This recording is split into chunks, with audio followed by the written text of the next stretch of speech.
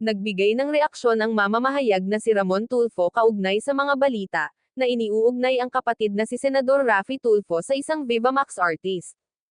Ayon kay Mon, hindi siya makapaniwala dahil takot umano si Senador Raffy sa asawang si Jocelyn.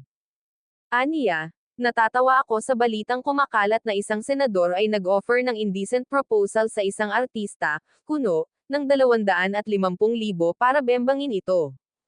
May mga haka-haka na ang kapatid kong si Raffy ang tinutukoy. Hindi ako makapaniwala sa balita dahil takot sa asawa, ang kapatid ko kay Jocelyn. Pero pagpalagay na natin na totoo, ano ngayon kung nambabae siya? May pa-blind item din si Mon tungkol sa isang lalaking mambabatas na mahilig di umano sa basketball player. Ani nito, ang nakakahiya ay kung nanlalaki ang kapatid ko gaya ng isang lalaking mambabatas na mahilig sa basketballista.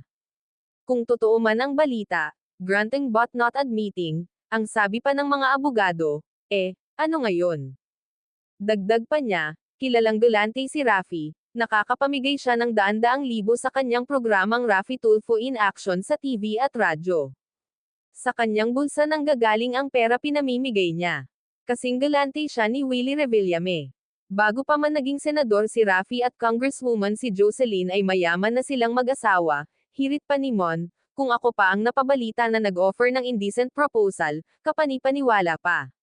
Sa edad kong ito ay tumitigas pa rin at humahanap si Manoy ng masasabong. Hehe. Pero, kung ako yung may pera gaya ni Raffy ay Miss Philippines material ang pipiliin ko.